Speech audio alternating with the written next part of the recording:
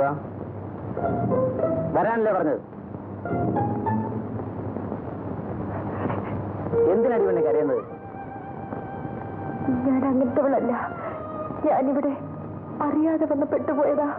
അറിയാതെ? അതെ, ഞാൻ റോട്ടിലൂടെ പോകുമ്പോ 2 പേരെന്റെ പുറകെ വന്നു. അവരുടെ കയ്യിൽ നിന്ന് രക്ഷപ്പെടാൻ വേണ്ടി ഈ വീട്ടിൽ ഓടിക്കയറിയതാ. ഇത് ഇങ്ങനത്തെ വീടാണെന്ന് ഞാൻ അറിഞ്ഞില്ല. നിന്റെ വീട് എവിടെയാ? സ്റ്റേഡിയത്തിന്റെ പുറകെ. വീട്ടിലാരൊക്കെയുണ്ട്? ഞാൻ ഒറ്റയ്ക്കാണ്. ഒറ്റയ്ക്കോ? അതെ. നിനക്ക് സ്വന്തക്കാരുമില്ലേ? ഉണ്ടായിരുന്നു. എന്നെ ജീവനെ പോലെ സ്നേഹിക്കുന്ന ഒരനിയൻ എനിക്കുണ്ട്. പക്ഷേ അവനിപ്പോഴെവിടെയാണെന്ന് എനിക്കറിയില്ല.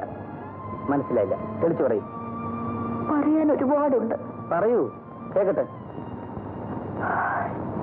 ഞാനും എന്റെ അനിയനും അമ്മയുമായിരുന്നു വീട്ടിൽ.